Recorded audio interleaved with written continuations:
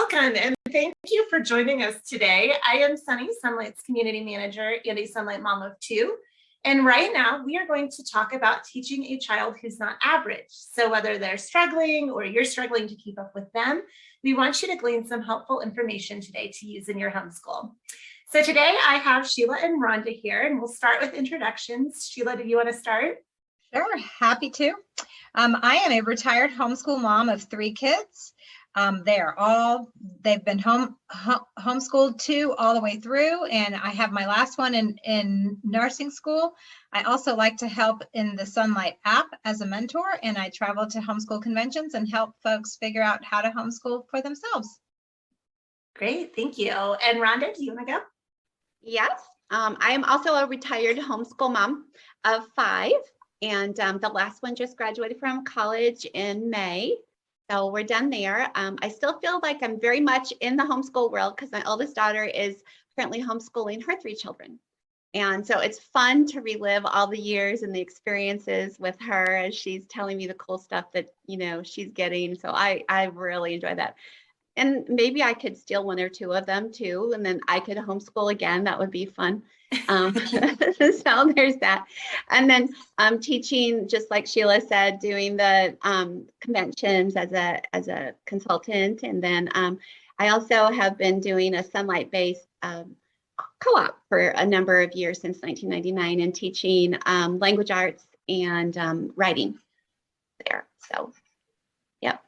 Nice. Well, welcome and thank you both for being here. Let's go ahead and jump in by kind of starting with a definition of what we mean by average student. I mean, every child is unique, so there really is no such thing as average, but kind of what we're going for here, maybe a better word choice would be a child who isn't easy to teach for one reason or another. So can you guys give us some ideas about what some of those things might be? So I think about in a normal classroom, you will usually see a bell curve of students, and in a classroom the teacher will usually teach to the middle of the bell. So there's going to be the outliers, the kids who are really super smart and advanced in a subject, so whether it's reading or math, they're going to be ahead of their peers. And then you're going to have the other outliers who are behind for some reason. Either they have a learning disability that hasn't been discovered yet and helped, and that they haven't gotten help for it, or they got kind of pushed through and they didn't get the attention that they needed at a younger year at the foundational level. So when you don't know how to read, you don't know your letters, and you get passed on, then you fall further and further behind. So I would say that it's going to be those 2 camps, the outlier camps, and not just your average child who can do things without too much hand holding or too much difficulty. Yeah, thank you. And growing up, I know like my sister and I were compared a lot as siblings. We looked a lot alike, but we were totally different. And those comparisons began to shape who we thought we were, or how we behaved, even how we learned. And you often hear about that, how labels can become a self-fulfilling prophecy for a child. So when you homeschool multiple children, you have siblings in the same school together. It's a little different than a classroom, and you can see those differences pretty quickly. But how do you avoid comparisons between your children or labeling them in a certain way that's going to be a detriment to their education process? I agree with you. Like even with a family, it's hard because each child is unique. And I think one thing that I really focused in on was just actually asking God to show me the heart of who the child is, and to show me and to make it very apparent if if it wasn't obvious, to see what their gifting areas were. And then to just really make it so much about celebrating each child's different giftings, because they were all different, all 5 of them. And so that way so maybe you're comparing, but it's not a comparison, in that you're just saying, oh yeah, so your brother is really good at that, so like let's learn from them, so let's do that. Oh, but you have this, so you do that one, and we'll all join in, and just kind of learning, getting that kind of environment into the home. And even with all that hard work, I mean, it was still, I think, difficult, because I do have, one child who struggles a little bit, and it was a little hard on him to see some kids just, fly through, i.e. his siblings, where he had to work for every single thing he got. So then encouraging that. So I think it's just a mother's sensitive heart to the child, and just trusting like day by day and realizing, okay, well, yeah, they're flying through this, but they couldn't figure out this emotional social thing to save their lives that you have like easy, so I think that's a good way to avoid some of that. And it's going to happen naturally because it's just human nature. But as mothers, we can direct a little bit of that, I think. Yeah, I think to that, I would add, thinking about my own kids. And when we first started to homeschool, I mean, it was our, we were just starting out. I had a kindergartner, and he did okay. And then the next year in first grade, he was still struggling with learning how to read. By the next year, no, I think it was first grade.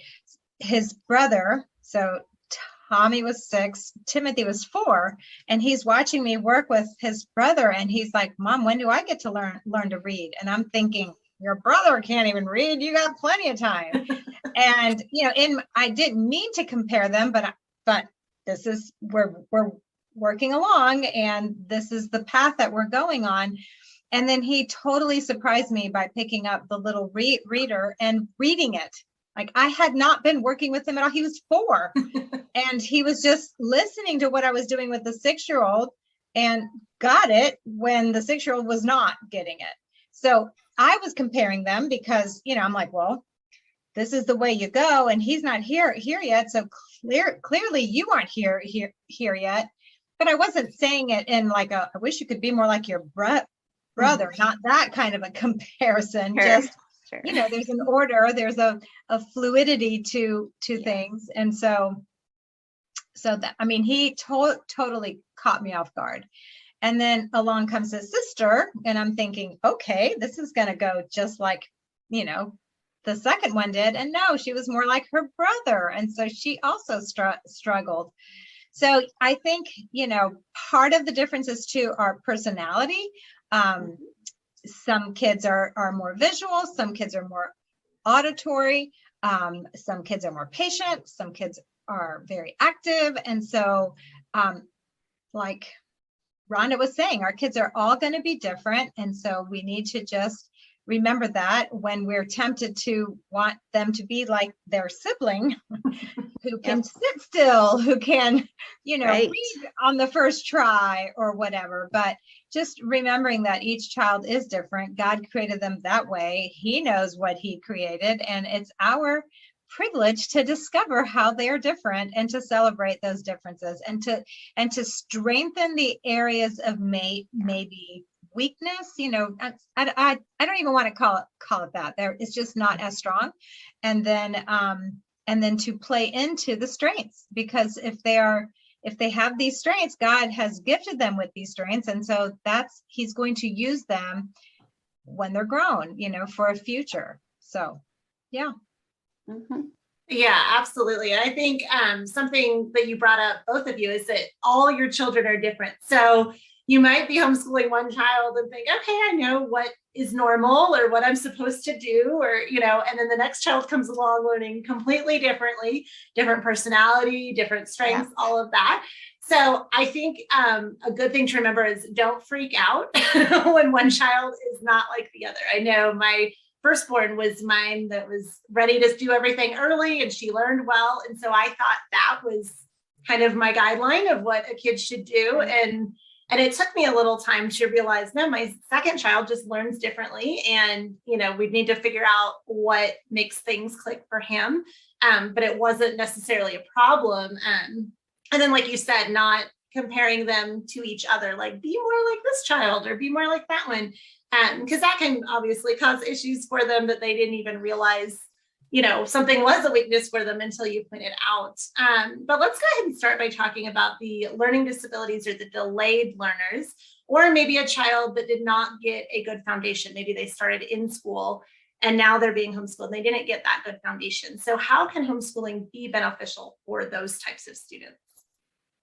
I think one of the first things that it does is it takes off the shackles, shall we say, of meeting the expectations in a public situation, because that the public school is made for, like when Sheila was talking about the bell curve, you're talking about it's really teaching to the middle.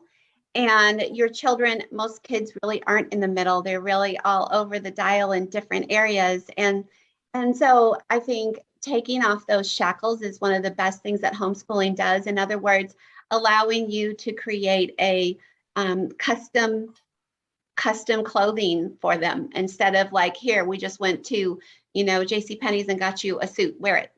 This is much more of a custom situation. So I know there was a bad, like Brooke, when she started, that's my oldest, and I didn't start, the younger three were homeschooled from day one, but she was a 6th grader and went through 6th grade, and then in 7th grade, and I think it was core, it was F, the Eastern one that we started with. And to be honest, she was a 7th grader. I just let her read. We read, because I had to peel off, like she had to write a book report every time she read a book when she was in school. And she did not like reading. And I wanted her to get her love of reading back. And it did it. And we just read and we talked and, went to Indian restaurants and, did all the things so that she could just breathe and get that joy back. And so that's the child who is homeschooling her children, and loves it with all her heart. And Grant came home one day from school. He was in school through halfway through 3rd grade, and he came home. And this is a child that is, I would describe as a book pit. When he was a 1st grader, or I don't think I really taught him to read. I don't know. He just started reading, and he was reading like Swiss Family Robinson, the real one, the big one, this one. And like he was 6. And so he was in school, and I had taught him, I don't care, like you wait for the other children. You don't answer first. You don't cause a ruckus. You just do your thing. So he came home one day, he said, I am not a good student and I don't want to read anymore.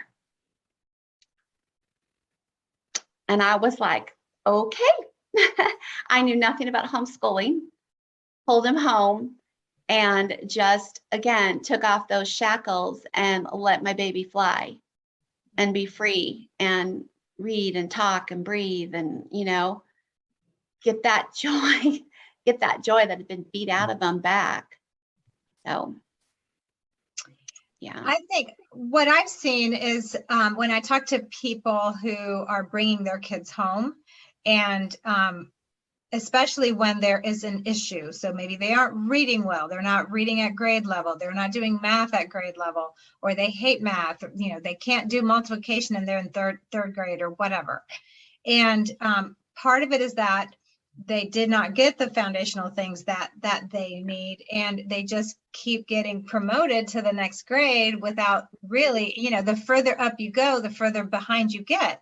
Mm-hmm. And so when I talk to those people, what I love to tell them is that this is the beauty about homeschooling, is that you get to place your child at whatever level they are. So if they're 8 years old and they're supposed to be in third grade, but they can't read The Cat in the Hat, that's okay. You start there. Mm-hmm. You get them to that level, and you give them the love of learning. You read to them.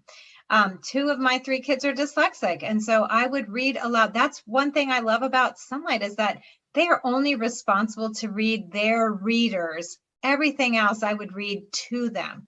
If they're in school, they have to read their history textbook, they have to read their science textbook, they have to read their literature, whatever it is, English book.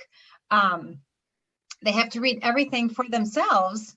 And when you struggle with that, then everything is a chore. So when I was reading history aloud to my kids, I read to my daughter up into high school. Like usually with Sonlight in high school, they do all the reading for themselves. But I did a lot of reading to her. We did a lot of audiobooks, and And that allowed her to progress. Like that didn't hold her back. Her reading eventually caught up, but we had to cut out. She could not read at the pace that a regular Sonlight kid can read. And so you make modifications in order to help your child get to where, they don't feel dumb. They don't feel stupid because they can't read, or, they can't do the math that their friends can do or whatever. So the beauty of homeschooling is that you get to hold the reins. You get to figure out, through placement tests, through talking with advisors or mentors, a good place to start. I like to say it's better to start on the easy end, especially with a child who's been struggling, because that builds confidence. Let's just read this book, and it may be way below grade level, but if they're able to, then you praise them. What's praised is repeated. So you praise them for a job well done, and then you get the next level, and then, and you just take baby steps and make the improvement that way. And they have no one else to compare, because unless they have a twin, even their siblings are going to be at different ages, so therefore different levels. And so they're not comparing themselves to classmates and not doing as well as the kid over here and the kid over there and the kid over there, because it's just them. And they're getting one-on-one attention from mom. So that's a tutorial approach. My son works as a tutor and makes good money, so you are being your child's tutor, working one-on-one, helping them, and then removing those obstacles by doing a lot of the reading for them. Even with math, like if they can't read their math directions, read it for them. Explain it to them. They don't have to just sit in the corner because you got 24 kids that you need to manage. Yeah, you brought up several great points there. I know that math example actually happened when my parents were in town and my son was doing his math and I was working. So my mom's like, oh, I'll help him with math. And then she comes in and goes, he can't read his word problems. Is that okay? And I was like, yes, he's not there yet. I don't expect him, here's your math book, do it all. It's like he can't read all of the words in his word problems. So he knows that he can come to me and I will read that to him. And then he just has to focus on the math.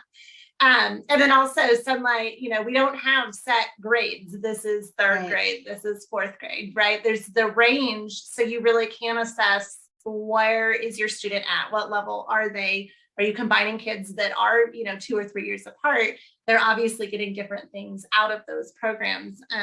So yeah, that custom approach is one of my favorite things about homeschooling, and Sonlight does make it super easy to kind of place them where they might be. And Sheila, you mentioned the modifications, reading to your kids. Nobody says they have to read everything, even in high school. Like you said. So yeah, you can keep doing whatever that student needs to help them thrive. But what about in situations where you might be butting heads with your student and you don't know, are they not understanding it? Or are they just trying to, rebel or exert their independence? How do you kind of work through those situations where conflict is happening? I know my youngest would act out anytime he didn't understand something. So how do you know if it's more behavioral or learning, and how do you address those situations? I think you kind of answered some of the question yourself when you said he would act out when he didn't understand something. And I think that's first right there is key, is understanding why, what's happening, why are they rebelling, or why are they showing these behavioral issues? That would be the very first thing that I'd want to figure out. Is it an understanding issue? And then I would call that, the other way would be a heart issue. Are they in rebellion just because they're angry about something? Well, then I want to find out, well, what are we rebelling against? What are we angry for, or whatever? So that would be the first steps, is why are we having these issues, whether this conflict? And the other thing I would do is, if it's an older child, I would definitely pick a time to talk about those things and to address any issues that you find. Not when you're in the crisis. I would talk when it is a calm moment, And I don't even know that I would have the whole conversation that you want to have, because as an adult, you've processed so much more than they can.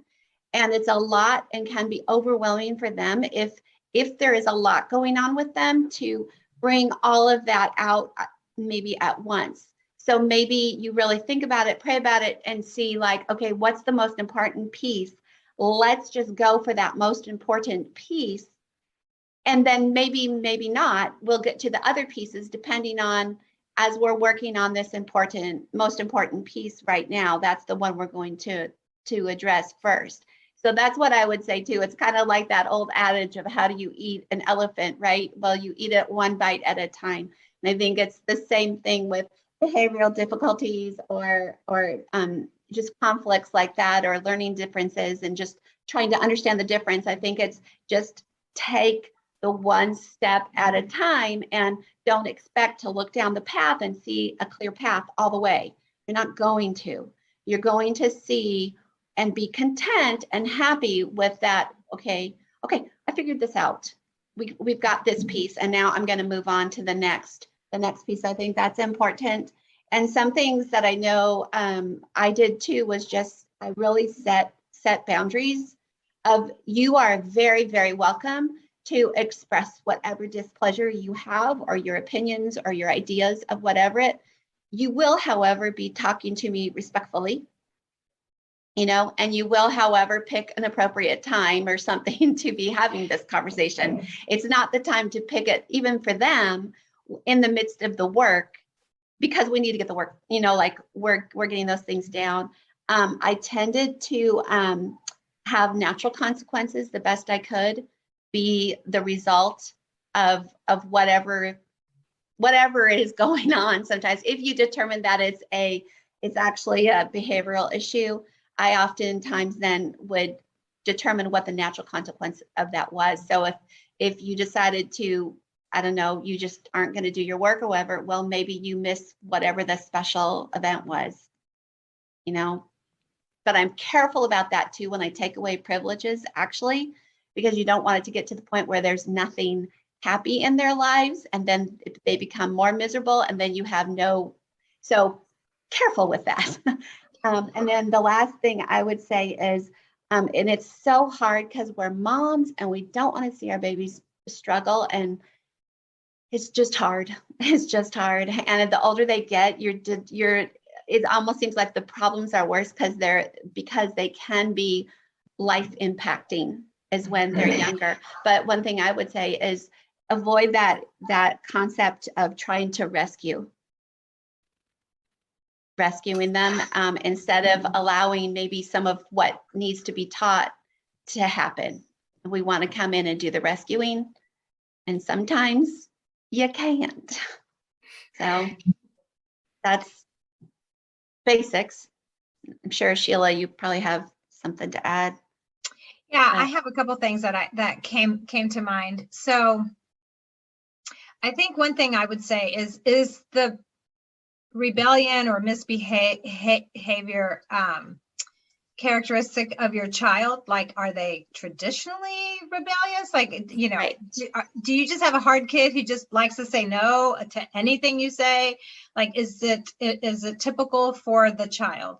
If you have a pretty complacent child who is being resistant, then maybe there is some sort of problem going on. So a couple things that I would suggest is to break it down into smaller bites. So it could be that the math page with all the problems is just overwhelming to them. And they just think, I'm going to be here for 3 hours. I'm never going to get this done. I want to go play. So either a couple tricks I did was to cover it with a piece of paper and just have them do like a row at a time, so they don't see the full page. And they can just, move it down a little bit at a time. Just do this much, okay? And then tell me when you're done. And then, okay, oh, look, that only took 2 minutes. Let's do the next row. Just kind of break it down into bite-sized bits. I have boy, girl, and my boys are very competitive. So they loved the timer. I would have just a kitchen timer, and I would turn it to whatever 5 minutes, 10 minutes. And I'd be like, okay, let me see how many you can get done in 5, 10, whatever. And they love to race the timer. So of course I did that with my third child, who's a girl, and she would be like, Mommy, I can't. Like the timer stressed her out. So, again, each child is different. Right. So you have to Right. try one thing, and then when it doesn't work, try a different thing. Yeah. So those are a few things. Another thought was that it maybe really is too hard. Yeah. So for my son who's dyslexic, I think he may be dysgraphic as well. We never had that piece diagnosed. I'm convinced that those two go hand in hand. Sure. It's just, it's not a scientific thing, just something that I've seen. And so the language arts activity sheets were painful. Like the copy work was painful, the writing out, doing the mechanics practice was painful, doing the writing was painful. It was all painful. And so we had to figure out a way to modify. So for copy work, I would cut it way back. So depending on where they were, if it was, level 1, 2, 3, whatever, I would cut it back. So if it was 2 sentences, you only had to write 1. If it was 4 sentences, you only had to write 2.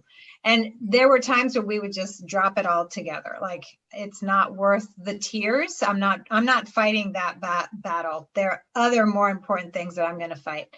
The mechanics practice, if it was possible, we would do it just out loud, just answer the questions, give me the word, I don't care. Same with the science worksheets. If it was a matching, or fill in the blank, or you color the rainbow, whatever, then they could do it. But if it was describe the water cycle, just tell it to me. This is not, I don't need it to be written out. So modifications. I learned that as soon as I could teach my son to type, I got way more words out of him. So in 3rd grade, he learned how to type like the right way, not hunt and peck. And then his writing blossomed because we removed the barrier of the physical handwriting, and so the words could flow. So keep in mind that if they're fighting back, it's probably because there's something that is keeping them from being able to just perform it, at their level. Because he is smart, he just can't actually write. So look for things, be a detective, and figure out what is causing this tears, outbursts, yelling, whatever it is. And if it is something physical like that, then make the modifications. Don't feel like that's a cop out. Well, my kid's never going to learn to write. Yes, they will. I promise they will. I have 26, 24, 21. They're all great writers. Even if when they don't like it, they can do it. It's fine. I promise. Yeah. I guess the last things I would say is let them know that you're with them in the journey if it is a learning difference. And I think let them know that you are walking this too. Mm-hmm. And I think that's important. And then another thing was celebrating the little things. So if it's with Sheila was giving her examples of modification, I absolutely did the same thing where I would just say, okay, I would pick what was essential that I absolutely wanted them to get. And so then I would put away some of the other things. And we got there eventually, but just not all in one day. And so I think that's huge too. And then, so celebrating little things, when you're you wrote that all yourself. Really? You just did that? Really? Wow, that's amazing. I'm so impressed. Just celebrating those things instead of saying, well, it's about time you did it. Just instead, it's a celebration moment. And then finding their giftings, I think, is so important. And talking to them about it and talking to them the way you see God using those gifts in their lives. And I know that sounds all touchy-feely, but it's so important to encourage them in that way, that what you see God working with them, whether it's kindness to their brother or their sister, or thoughtfulness of thinking ahead of, getting out the cereal bowls before you came down, whatever, I don't care. Just that kind of a thing. Just being an aware mother, maybe just awareness of your children. Yeah.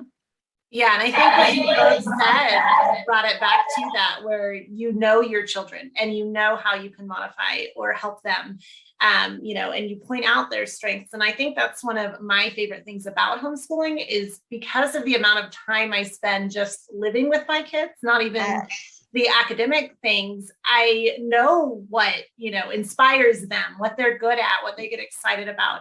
And so, yeah, you really can, I think, more easily figure out what's going on because you know your kids so well. And like you said, celebrating the things they are good at. I know, as a child, you want your parents to be excited about you and to love you. And, a little kid, that's why they come and cuddle with you and all of those things. And, I've seen even as my kids have gotten older, they might not be quite as cuddly or hanging on my every word, but they want and need that encouragement. So, yeah, I think all of your points were excellent on that. And we've been talking about kids who were struggling, but what about your more advanced students that, they fly through school or academics is kind of easy for them? How do you keep them engaged and continually learning? Because of course, there's always things to learn. So they shouldn't run out of things to do, but how do you keep them engaged and not getting maybe bored with school or feeling like they're above this because they're so far advanced or something like that? I'm going to start because Rhonda has a lot to say and I don't. So I'll just get mine out of the way. Okay. A couple things that come to mind are make sure that they are at the level that they need to be. If they're, if they are really good at math and they're 6 and you have them in first grade math, maybe they need to be in second grade math. Like it may be that it's too easy. And so, when it's really below you, it's boring. Like we don't want to work way below or level. I mean, a little bit below is fine because then you can just kind of breeze through. So you may want to, if you're just bringing your child home, again, use the placement test to make sure that you're placing your child at the right place. Don't just assume first grade, So use the placement test. I would also utilize your child if you have an older child that and you have more than one child. Use that older, brighter child to help with the younger ones. So if he breezes through his schoolwork, then maybe he can read aloud to the preschooler. Like, here's the preschool books. Would you mind, reading? That way they get extra practice. The books are still great, even though they're younger. They get to practice reading aloud, which is different than reading to yourself. Like, you can't read in a monotone. You have to read with inflection and maybe do the voices and those kinds of things. And then there's always more books. Like that's one of my things is there's so many books, so little time. So if they read through everything, then hey, guess what? We can read more. Very true. We can. Yeah. Absolutely. Sometimes what I did where you're saying like more books, there's more books. So some things that I did when the kids were younger and like I had one child who's an absolute, it was just a book pit. I just like took books and like threw them down, like rapid pace. But I did make him basically we kept on schedule with the Sonlight books just because of the coordination, especially by the time you hit D, where the readers and the read alouds and everything are all coordinated historically. So what I would do is maybe find sequels to books. He would particularly like some author. We would, then we would get more of those.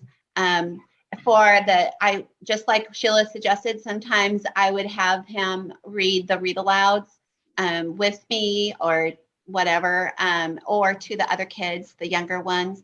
I would sometimes, I think one thing to remember is just if you have a bright child and they're reading really, really, really well, like at third grade, just remember that really all the reading kind of evens out by about fifth grade for a child who doesn't have like severe learning differences or something like that, it all kind of evens out at about fifth grade. So sometimes when I'm talking to parents and they're telling me, my child is so smart, I don't know what I'm going to do because they're 6 years old and they can read everything. Well, that's great.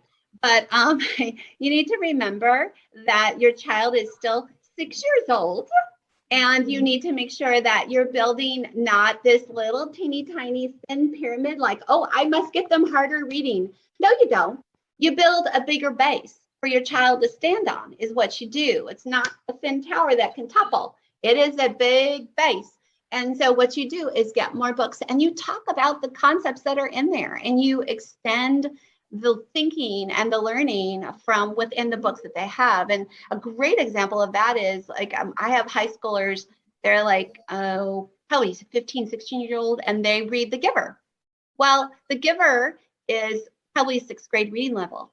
And you can read it as a 6th grader and enjoy it. But you know what? A 15-year-old, they're really going to get so much more out of it than the 6th grader, the 12-year-old is going to get. Just the same as you can't give a bright child books that are not emotionally and, that they're prepared for. Because just because someone's bright and exceptional in that way doesn't mean that they're actually wise. They still need to be taught by you.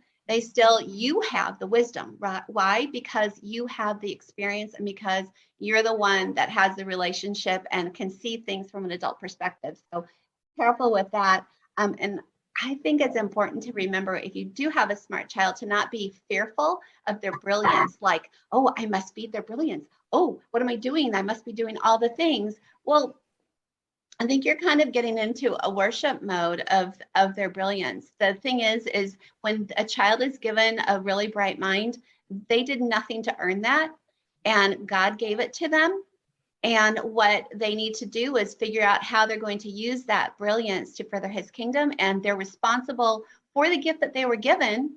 And so they better keep learning as much as they can to bring that forward. And I only say that, and I probably sound like a really mean mom, but do you really want somebody who thinks that well of themselves, their head can't even fit through the door because they're used to being like way ahead of everybody else, instead of having compassion? Because all that ability and knowledge does no good if they can't interpret and love on other people. It doesn't make a difference. So anyway, so I told when, like, find the thing that engages their mind. And again, it's that know your child. So I was like the provider of like tape, cardboard, string, like whatever resources they needed. So if we're studying, whatever, catapults, that's usually my best example, in the core B, then the world history, then maybe we're going to go to the library and get some more books about, sieges and catapults and things, and let them build them in different types and talk about the tension and things. So just extending the activities is what I did. So it wasn't that I needed them to be doing like the next level. I think it's different what Sheila mentioned when she said math. That's true, because that's computational. And so the testing and things like that. But as far as the actual like literature and language arts, and as far as the history and science go, I would definitely stay within those age ranges that Sonlight suggests, merely because just because your child is brilliant doesn't mean that they're maturationally ready emotionally for all these different topics and subjects. So, because what are you going to do? Give them the metamorphosis when they're 9? Yeah, they can read it. Do they understand it? No, they have not a clue. So that's why you build that big, huge base, feed them lots of books, get tons that you can, flying through Sonlight books, great. But I would be talking about it, and I would be making it harder by just the extension activities that I do with it. That's what I do to rich it up for them. Yeah, I'm gonna add a couple of things on that. So I talk to people who are like, I don't know where to get good books from. So I do have two sources that I would recommend. One is called Honey for a Child's Heart by Gladys Hunt. I was gonna say that and didn't say it. Yeah. So that's a book of books. So, and Yep. those books are pretty vetted. Yes. I think I would say that I would comfortably hand my child a book from that list and not worry about the content. Another source is by Jan Bloom, Mhm. I think that's her name. Who should we then read? She has two volumes of those, and they are old-timey books, like they are the kind that you would find at a used bookstore or something like that. So there's a back list of classics that we haven't even touched. That's right. Sunlight has tons of books, but it is just scratching the surface of what's, available. Another idea is to read the Caldecott and Newberry books and the honor books. I mean, there's a whole slew of those. Those are usually pretty safe.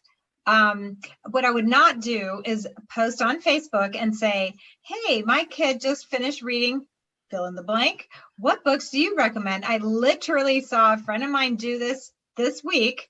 And she said, my son just finished, I think he's in like 6th grade. My son just finished all the Harry Potter books and I don't know what else to give him. And I'm seeing some people post and I'm like, no, that is not an appropriate book for that child. I was a little offended. She didn't ask me. Yeah. She knows I'm a Sonlight gal. Just saying. But yeah, so I would say if you do have a child who is just voraciously reading through everything, just like Rhonda said, if it's a series, read the whole series. Like my son read all the Encyclopedia Brown because he loved reading the one book with Sonlight. The library has a slew of them. We read all the Boxcar Children because they love those books. I mean, I read them aloud, but if you have an older child, that's another idea. If you have a child who's a little further along and you are just now starting out with Sonlight, you could look at the read alouds from some of the younger levels. So look at the ABC read alouds, and that's going to be appropriate for 3rd, 4th, 5th grade. So that's another source. And then those have, sequels or find a favorite author and read all the backlist of that author.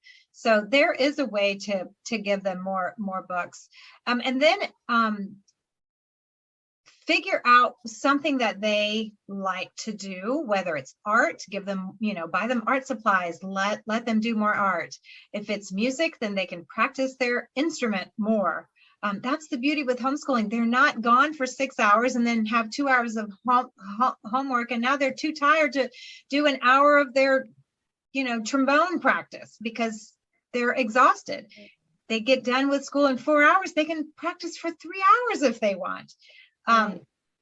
My son, who is now a mechanical engineer, when he was young, he would go with his grandparents and they would look for stuff that people were throwing out that he could take apart. So he would come home with toaster ovens and computers and he would just deconstruct them. I kept waiting for him to like fix things and like be like, hey mom, look, I fixed this toaster oven. Yeah. He never did, but he loved to just take it apart and look at the insides and pull out the magnets that are in, some of the electronics. And now he's a mechanical engineer. I mean, that was just a passion of his that fed into what he's doing now. So allow your kids the time and the freedom to play, because some of that play is actually constructive. No, it is. Yeah, it is. It's learning. I was thinking about too, I found extra resources for my son. I know when he was 8, my father-in-law was an electrical engineer. So I had him come over. I didn't give him a book. I was just like, talk to him about like your things. And so in a way, as far, because Grant was doing algebra when he was in 5th grade. And then by the time he was 9th grade, he had finished calculus. And so I really became, at that point, I'm not his teacher, I'm his guide. And so what I did was I just felt like I was the resource manager. Right. And I just beat down bushes and like cleared paths. I'd be like, which way, where'd you want to go? You wanted to go where?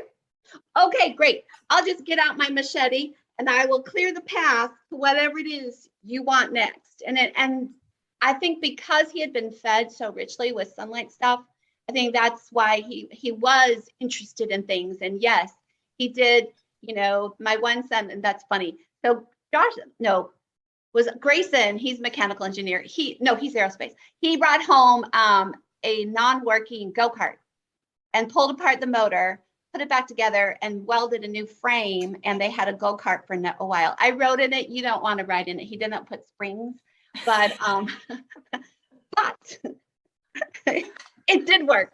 And that's the kind of things, just extension, whatever they're into.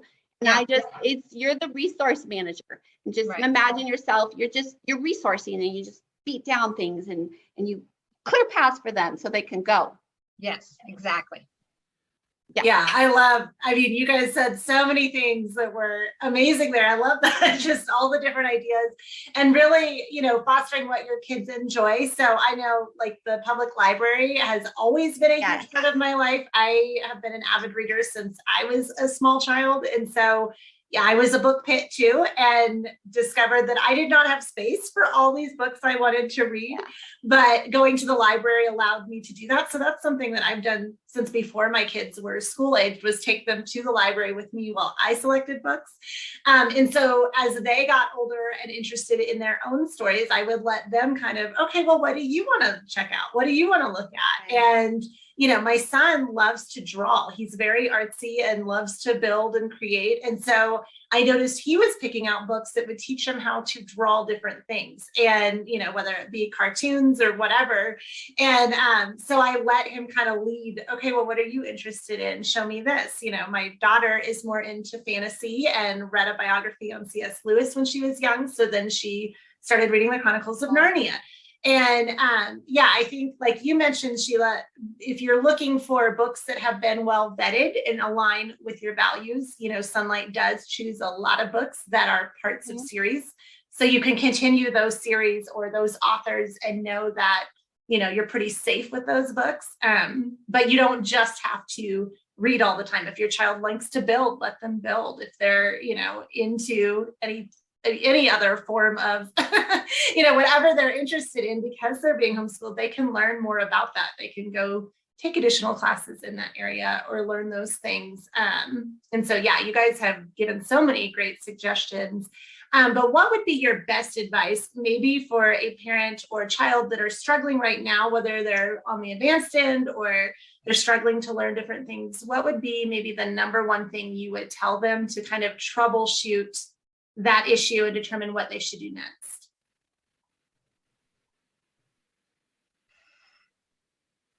Do you want me to start? Do you want to think for a minute? Start. Okay. All right. I have a few things and then you can fill in. Okay. How's that?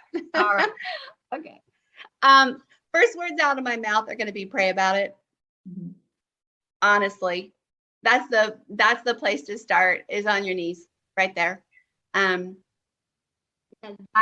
That I had never known God to not be faithful to. I was like, what do I do? What do I, where I go? And it wasn't always an answer of like epiphanal, but I'm telling you that by the time my feet hit the ground in the morning, I had some sort of idea or concept or some sort of something to get me in a direction, or some sort of insight or some such thing. So if they're struggling, that's the best thing I'd say. And then another thing would be is, just revel in the fact that, just like we were talking about, and you were saying, Sunny, how you have all this time with your child and you know your child best, just revel in that and just love that you get to love, and you get to be the one that is you're the facilitator, you're the person who knows your child the best, and you are right there, and you are the best one for this job. Sometimes you might have to outsource a little bit, and that's okay. And you'll know when to do that, and you'll find that. But that is my best advice is that pray about it and be assured that you're doing the best thing for them by being with them day out in. And the other thing you can do is research. I was a researcher. If you don't know the answer, I did a lot of researching, a lot of talking to experts in the field, Googling, whatever. I did that. And then the last thing is, you are the best advocate of your child, and you are the one that understands them the best. So therefore, that is that is the best next thing. You are it. You are the expert on your child. And when you get other people involved, just remember that you are still the expert on your child. And you can weigh and get their opinions and get experts sometimes, but be confident in that God has equipped you with everything that you need to be an effective parent, to lead these children to be the best that God has for them. Okay, now your turn, Sheila. You had time to think. Good. You gave me some ideas. Okay, good. I'm glad I could.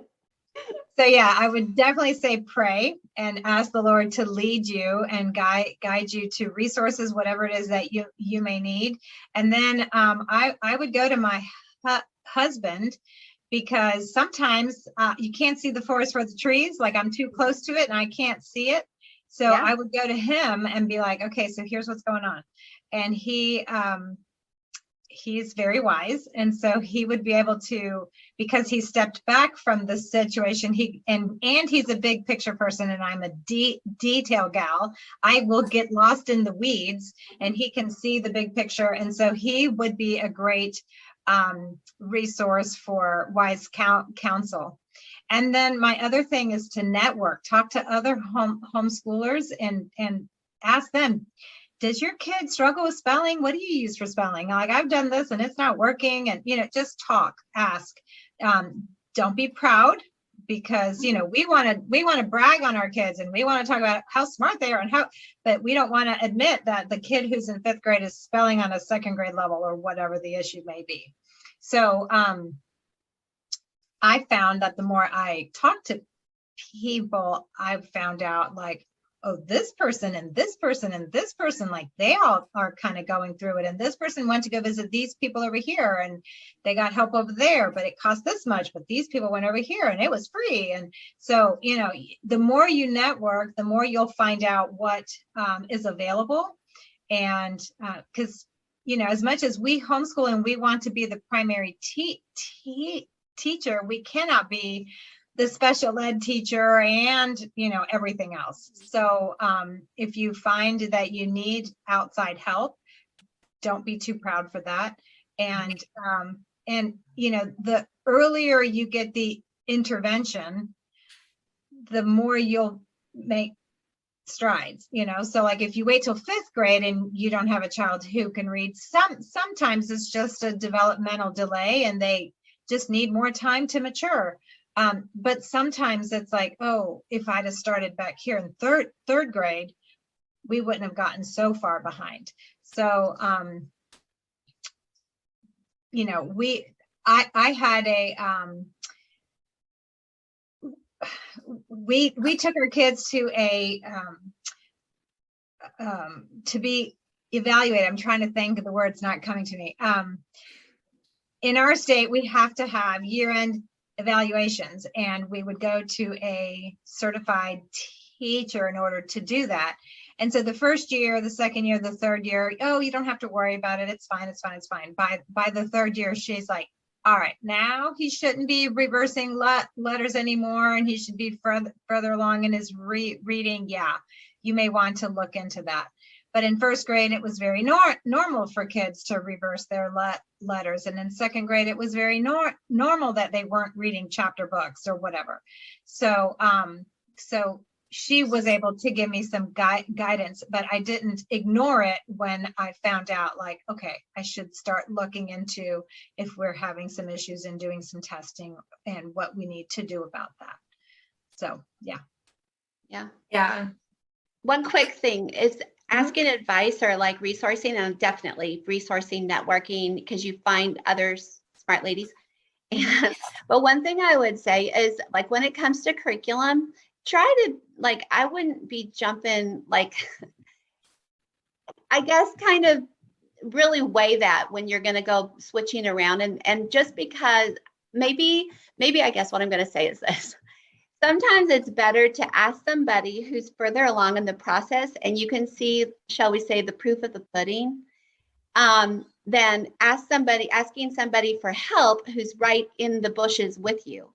Right. Because they may not have quite figured it out as much as you want. So finding maybe an older homeschooling mom who's got maybe kids now who are in high school, are doing well, and and you've got elementary or some such thing like that. Is that's Right, what I yeah, was just and that's saying. what I meant. Yeah, that's Yeah, what I meant careful. about asking. Yeah. We have a neighbor who has kids who are just a few years above mine, and she you was in go. the same boat as I was. She was not even a homeschooler. She was actually a private school teacher, and she gave me some really great resources here where I live, where to go to get my kids tested and things like that, because her kids were dyslexic and she had to, go down that road. So Yeah. yes, she was further along and could help Exactly. me, but not in the trenches with me. Correct. Yeah. Yeah, and that is a good point. I feel like the longer I've homeschooled, the more I'm like, oh yes, this is working. And when you first start out, everything is this normal? Is this right? Like, should I be concerned about that? I think the only thing I would add to what you guys are saying too is if you think there might be something going on, check with your child's pediatrician to kind of find out what is normal at this age, or then maybe they can let you know, like, oh yeah, at this age, it's developmentally appropriate to be anywhere on the spectrum. Right. And then that way, kind of, do I need to do further research into this? But yeah, I think the suggestion to take it to God first. Sometimes we feel like we're not equipped to be the parents we need to be, but God gave us these children. So he will give us what we need to handle all of those issues. So yeah, absolutely. I think that is great advice. And thank you, ladies, for so much for being here and providing so much helpful information. Another option for people watching is our Sonlight advisors and mentors. They're always available to help you. So you can head over to sonlight.com for more information on that, or our app or Facebook or anything like that. We also have our Sonlight blog, which gives tips on many of these things. So if you're, just kind of struggling and need a little more advice from somebody further along in the journey, that's a great place to look. Yeah. Sheila, Rhonda, thank you so much. I appreciate you guys. Sure.